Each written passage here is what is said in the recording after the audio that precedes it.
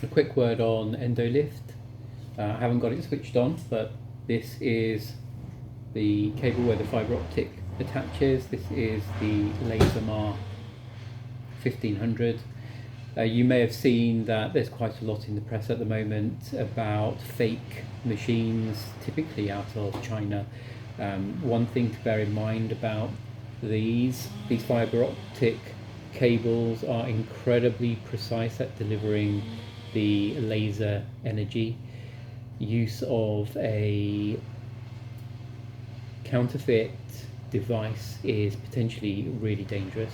So this is delivering high energy which heats up the skin to several tens of degrees, and that is what causes the skin tissue to contract and therefore create a lift, so you can actually get a lift, which a lot of laser devices won't do. So many laser devices will tighten, and there's a fundamental difference between tightening and lifting.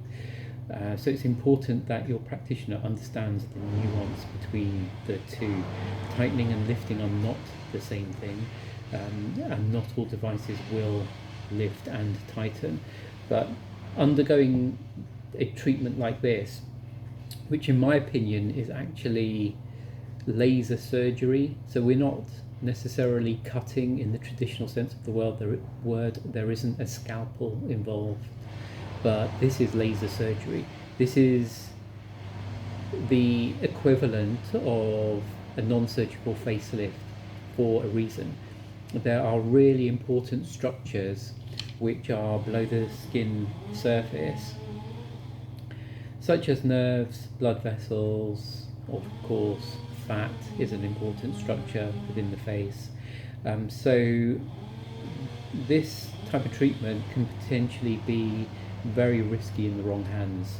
I think you are taking your well-being and flipping a coin if you have any kind of fibre optic laser treatment with anybody other than a qualified doctor, surgeon or trained dentist. So that's just a little bit on Endolift. Really important that whatever cosmetic medical treatment you have it performed by somebody who has a very high degree of anatomical knowledge, physiological understanding, and somebody that can treat, well, firstly recognize, and secondly treat complications if they occur. Anyone who says to you they've never had a complication either hasn't recognized it when it has happened, is telling porkies, or just hasn't done enough procedures. I, for one, have done thousands and thousands of procedures, whether they are surgical or non-surgical and medical in nature, and everybody who has done enough procedures will encounter complications.